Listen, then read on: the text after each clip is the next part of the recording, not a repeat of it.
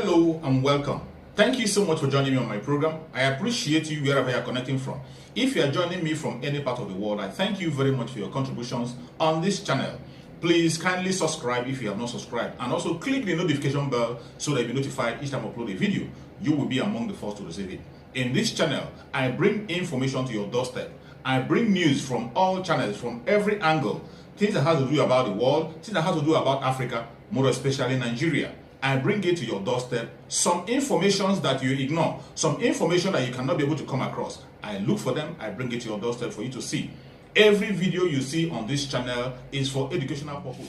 From the beginning, my position has been, let this thing go to the south, and I'm not pretentious about it. You are not. It doesn't. You are not insistent on. It doesn't. No, I was insistent on doing it to the Igbo'S because they have not gotten it.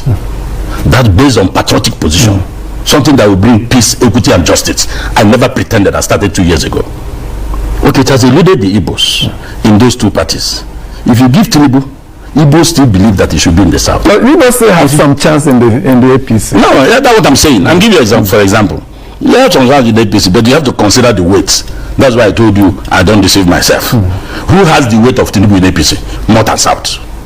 Weight in terms of victory, in terms of getting everywhere. Tinubu started long ago. I have people in the north. I have my people. They tell me about him.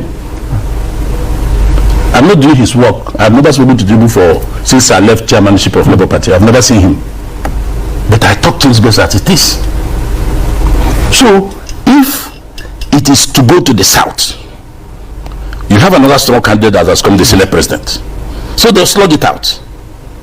And it is Nigeria that will decide. But while we are talking, it's good you brought the issue of the Igbo'S.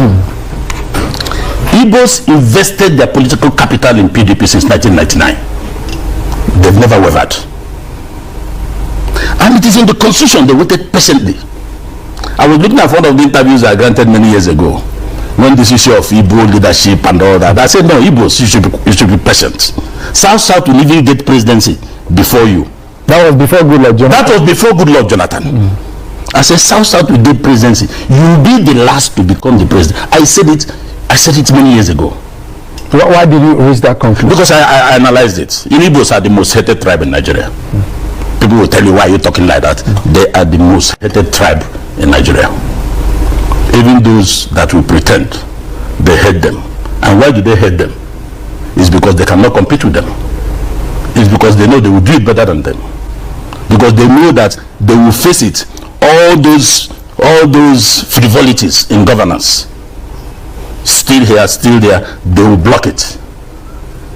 They will make sure everything will be seen as business. So those who are used to free money, I don't see any Igbo man with his in the sense that will not rebuild this country. So that is why you see that issue of no. Everybody said no. Igbo people will be the last. I was with somebody, a comrade. He was president of one of the strong unions at 10th floor in Transcorp. We were having coffee about 3-4 years ago. He forgot I'm an Igbo. He said Igbo man will be the last person to be president of Nigeria. I turned at him. He said, sorry, Dan. I said, have you forgotten that I'm an Igbo man? But I laughed over it. Those things don't hurt me because I have mixed with everybody in Nigeria. My first working life, even as a trade unionist, my boss is from Kano, Yakasai in Kano. That relationship is that you can say that open your mouth, you put something that will swallow it. Vice versa. So it's not about tribe. It's about what will keep Nigeria together. It will be very dangerous after 2023. If power gets to the north after Buhari 8 years back to back, we are going to have a lot of problems. Let nobody pretend about it. You can pretend to high heavens, but it sticks to high heavens that it will go 8 years back to back. People don't want to talk about it. Are you calculating based on national spread or the contest within political parties? I'm talking about the reality. The reality out there. The reality out there. Okay, let me share with you. I had on Monday on this program a practical resource person, and he said within the PDP, the North has been shortchanged since 1999. Basis of calculation server from 1999. 4 presidential tickets going to the South and two to the north. That if you talk of merit, if you talk about zoning, if you talk about justice within PDP, then the north has been shortchanged. See, everybody will put an argument to justify whatever position he has taken. We are talking about power. President Jonathan becoming president was circumstantial. So he finished that tenure and came back. It was deliberate that President Obasanjo became president. President Babangida, Abdul Salam, they looked at the owners of Nigeria, looked at the situation then in Nigeria and said, look, who is that unifier? Who is that person that is not tribalistic? Who is that person that will do things as it is? They went and brought President Obasanjo from prison. They moved his prison uniform with the number and put Agbada on him. Nigeria has elected him president. The Southwest never voted for him. So when people come here and make arguments meant for the gutter, I laugh. Igbo'S don't have votes. Igbo'S don't have this. Igbo'S don't have... Those are haters of Igbo because they believe that did Obasanjo get votes from Southwest before Nigerians made him president, because the circumstances of that time dictated that Obasanjo must be president. What are those circumstances? Abiola won an election, it was taken away from him. I was in Hope 93. I was one of the closest guys. In fact, that was where I met Tinubu for the first time. So he won an election. The Southwest said no. So your support for him is as a result of long years of association? You mean Tinubu? No. That was where I met him for the first time. That time, Chief Abiola gave me timetable. 10 a.m. until I close. 10 a.m. I resume in his house. I'm going to Abeokuta. Comrade, come. Wait for me. At times I'll be upstairs, they are sleeping. He returns at 2 a.m. And that's why some of us are still crying that he didn't become president. Here was a man one night, he returned at 2 a.m. In that his living room downstairs, there were over 100 students waiting for him to take their money back to school. He said, comrade, come, people should be, we carried back down. Aminu, come. How much do you need to school? He will say so, he will double it. Chike, he called all of them by their names. Before you need those funds gone. Some of us wept. I was with him in the hospital doing 437 Eco Hospital when he had swollen legs. I was the only member of the family that was with him. I've said this before in the program. Then the wife later came on another program to confirm it that he knew me. Then I was very tiny. I said, I no go chop grow. So listen, he was telling me why he wanted to be president. That was during his preparation for declaration as president. So somebody called him, I won't mention his name. After discussing, he now asked me a question, comrade, what do you think about this declaration? I said, Mr. President, do you want me to tell you the truth or you want me to be diplomatic? I was very young. Have you not told him the truth already? You address him as Mr. President. I'm telling, no, it's good you are sir. But there's a government in place. He said, yes. I said, I haven't had. He said, no, they say I should declare that they will give him. I said, I have never read it in any books. And that person that called him told him certain things, but I was hearing his reply. I am in a hospital, I have swollen legs. Come here and pick me, Nigeria will burn. Immediately I heard the story. I went to see my classmate in NIPS, late Oresan. And some of them, I said, look, talk to Abiola. I arranged that bell. People are coming to claim everything through NLC. And when he refused, that was how Pascal Bafia was brought into it. Pascal Bafia saw Abiola 5 times and saw Abacha 5 times. Anyway, let's leave that story. So the point I'm making is that he was made president because the circumstances dictated it. So if Nigeria wanted peace, let President Buhari go and pick anybody from the southeast. Unless he's telling us he doesn't trust anyone. And Nigerians will still make him president. If it's a precarious situation, a country that is divided, a country that is largely insecure and all that, should we not stay exacerbating the situation when we restrict the choice to a particular place? Shouldn't we look for the best? We've done that before. Shouldn't we look for the best that will solve the problem at this critical point? That's always the best everywhere. That's always the best everywhere. But there's best of the best. No, you can always have the best of the best of the best. There's no part of the okay. You know why? Let's go on a break now. You know why we're having? Let's go on a break. Okay. When we come back, we'll still have more time to deliberate on this. It's okay. You stay with us. On Saturday, June 18, 2022, the people of Ekiti State go to the polls in a governorship election. To set the stage for the election, Dar Communications PLC, in collaboration with all radio and television stations in Ekiti State and other partners, is organizing a town hall debate for all the candidates.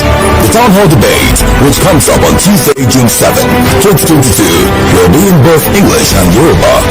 It will bring different groups, farmers and market unions, professional associations, students and workers, face to face with the candidates. This is a town hall debate with a difference. It is historic for Ekiti, the land of honor and integrity. Join us on Tuesday, June 7, 2022 at 5 p.m. Venue, Afek Babalola Civic Center. Ekiti Governorship Election Town Hall Debate is in collaboration with Situation Room with funding support from Foreign Commonwealth Development Office. Thank you so much for staying with us. I've been with the National Chairman of Zenith Labour Party, Chief Dan Mwanya, when we are taking a look at the politics of 2023 presidency. Getting interesting with some parties picking candidates, others struggling to do so. It promises to be an interesting contest. 18 political parties may actually field candidates, so a chance of 18 left with the electorate. Hopefully by the end of the day. Quickly before we recommence our deliberations, from our Twitter feed, Mohammed OBSS, he says the Prof has been politically baptized with holy water. For him to consider Tinubu as the best candidate, I never said that. You said he's a good candidate. Okay. Not best. Okay. I respect his views and I pray that Igbo'S will really go for Tinubu come massively in 2023 if Tinubu is given the mandate. Now, you mentioned one thing before we went on break. Yes. That Igbo'S who aspire for the presidency will fail because the establishment as well will not want one that will want to work, protect the treasury and get the country working again. They will prefer someone that will always open up the treasury for people to resort to self-help. Now, there's a P2B. He was in the PDP, and based on what he did in Anambra State, a lot of people said prudence is the watchword, and this is the man to really grab that ticket. But before even the contest started, he left the PDP. What do you think transpired? Was he frustrated out? Do you think he read the handwriting and saw this, or he felt he could push his mandate to using other platform? You see, I told you about the attitude of most Nigerians towards the Igbo man, and that is the truth. No matter how even as they're watching me now. No, it may not be the truth. It's just the opinion. No, I'm coming. I'm coming. It's the opinion, not the truth. I'm coming. It's the truth. Opinion is different from the truth. As they're watching me now, they say, why is Dan saying this? But in their heart of heart, they know it is true. I repeat it. The Igbo man is the most hated person in Nigeria. For no reason. Somebody told me one day, I'm coming back to your question. I said, they don't allow people to come. They don't allow people to do business in their places. You run away because you can't compete with them. That nobody builds a house. I went to and took a CFO and gave the man, I give you this, go and prepare the deed, let me sign. Go and build there. I say he doesn't want. You will not build it. Because you don't believe in the people. They don't drive you away from business because you cannot compete. Now, on P2B, you see, I hope I won't be talking as if I'm campaigning for anybody, but I'm talking generally. P2B is one of our best. There are many people like P2B in Igbo land. He's a trader. He cannot gamble with his hard-earned money, as people have showcased in Abuja, and they're going to showcase more. P2B will not do that. Rather, he put the money into more useful ventures. And that is about governance. What are you trying to do? P2B is not a man of frivolity. I'm not saying he's the best. He's one of our best. We can get many like him that will not open the treasury. So when they're attacking P2B, they're not attacking P2B that has offended them. It's because of his circumstances of birth. No Igbo man can go there. No Igbo man can go there. Ask him why. Some started with they want to be president and they are doing IPOP. They want to break, just looking for reasons to hang on the dog, to kill the dog. Am I IPOP? I have been one of those, like many others, that has spoken about IPOP. Even when they went to do something in I say it's not IPOP. We know our people. So what am I saying in effect?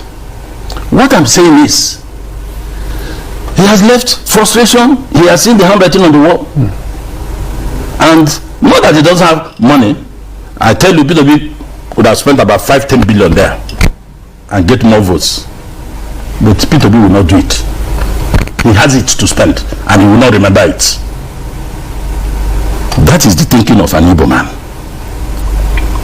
You don't spend money that is just like these people that pick 100 million ticket. Can you gamble with 100 million? These are funds they made from the system, this same system that they have brought out. One of them could have put 100 million naira from his hard-earned money. But you know, people also go to casino to lose money for fun. I agree. I have been in Transcorp someday with some friends in a meeting. Somebody came left. They said he spent $2 million and he was going to pick more. I said, how? He went upstairs and broke and went back. So people that is his money for fun. But P2B doesn't belong to that group. But I tried to inquire the job of the man. The man was he's still those involved in a subsidy. These are things that should be closed down. There is no reason fuel cannot sell in Nigeria for 50 naira. We put our own refineries working. That is the only thing Nigerians can benefit from Nigeria. Nothing more. But they have refused, even every time there is budget for turnaround maintenance, they will share a swallow, the thing works more, little time is gone. Why is it individuals refineries work? Government refinery will not work. Apart from Igbo'S airline, that is a government-owned airline that is very beautiful now. You enter it, you are happy, you have confidence. Why is if you put Nigerian ways now, they will kill it. They will siphon the money. They will start putting Togombo tires on the airplane and the expired motor pass. I mean, airplane pass. If they have provision for Togombo parts, no, they will get it. Second. So see, that is the problem. That is what a businessman would think, that those in government siphoning money doesn't think about. They don't think about it. They always make money. This is a system. One man can steal 80 billion naira without anybody knowing. This is a system. Billions of naira will be spent to feed school children who are in their parents' houses, and then it is posted that will feed school children when they were in their homes. These frivolities must stop in this country. Okay, now let's take a look at the APC. Some interesting scenario there. The president asked them to assist him in picking a consensus candidate. What do you make out of that? And immediately after that, the governors went into a meeting with the national chairman of the party. Is there an issue of assistance, or leave it for me to deal with? Prima facie, the president is 100% correct. Prima facie, on the surface of it. In what ways? Yes, he's reminding them, or he reminded them that all of you impose your successors. Did I put my mouth? Why are you putting your mouth here? That shows you how greedy the governors are. So is it that the president wants to be partake in the greed? I am coming. If a governor could put his successor, after that, he wants to come to Abuja to decide who will be presidential candidate for the party. President threw that at them. Some will not agree, and I see disobedience in some. They will tell the president no, or they sabotage him at the primaries. President knows that even if you pick, you call it consensus. The Electoral Act has set the rules how to arrive at consensus. Are you going to take Tinubu to write that he has withdrawn, or to write that he is no longer part of it? Look at the rules of consensus. They brought the consensus and set the yardstick, the parameters for consensus. So he knows that the thing will go to the delegates. What if the delegates voted no? What are you going to do? You have now go back and put the candidates back. So it is a risky thing. But I think the aspect I like, that's why I say prima facie, is to remind the governors that they are overreaching themselves. And the president didn't make any step to stop them from imposing their successor. If you have done your did you quietly?